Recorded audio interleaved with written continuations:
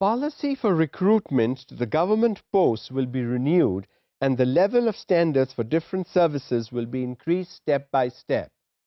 Now, renewed, when is it going to be renewed, how it is going to be renewed, who is going to be renewed? I think in this area the policy has slight gaps, because without these questions answered, it will be difficult to implement such a recommendation for higher education.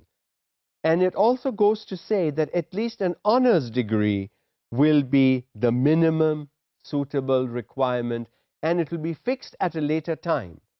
Now, two questions arise here.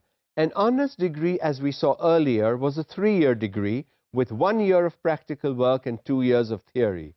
Today, an honors degree is 4 years of work.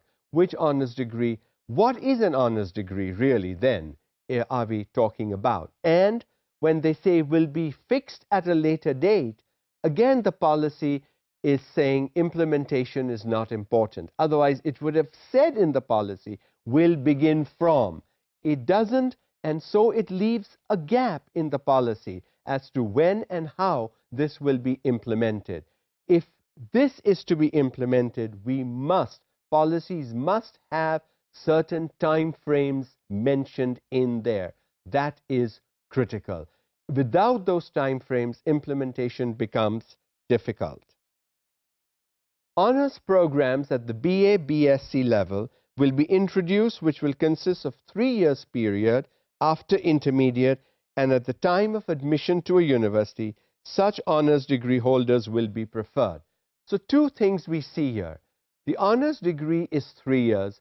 Why? Because after that, your master's cannot be 1 year. Your master's degree then should be 2 years.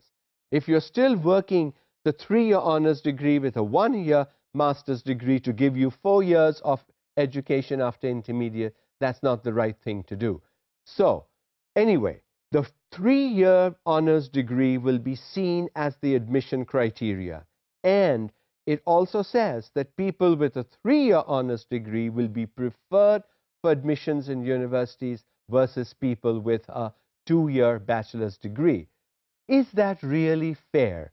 If for whatever reason I have not done my 3 years degree because maybe my institution, my college, was not offering the 3-year degree and I've done a 2-year degree, why should I be penalized for it when I apply to a university?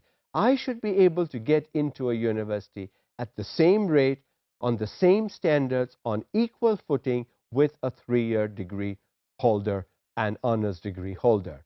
So, we see that when policies are made, they are not complete. There are certain gaps that need to be filled. Who is going to fill the gaps? I think people that review policy, people who will be looking at writing the next policy whenever the time comes. And in fact, we do have another policy after this, but we are not going to look at that policy because that policy still is in its implementation phase. And so the 98 policy is the last policy that we're going to look at in this foundations course. The 2006 policy still continues. It's being implemented and it's still running its life. And so till that ends, we will not be able to look at that policy. So for higher education, a lot of good stuff is seen in the 98 policy, where research is stressed just like the 92 policy, where funding and getting remuneration for research and even grants and money to conduct research, looking at various aspects of research through a council or centers of excellence in universities is important, because that gives professors and people interested in research somewhere to go, somewhere to ask questions, somewhere to get their queries answered, and somewhere to have their problems solved. Because any good university focuses both on teaching and research, both of quality.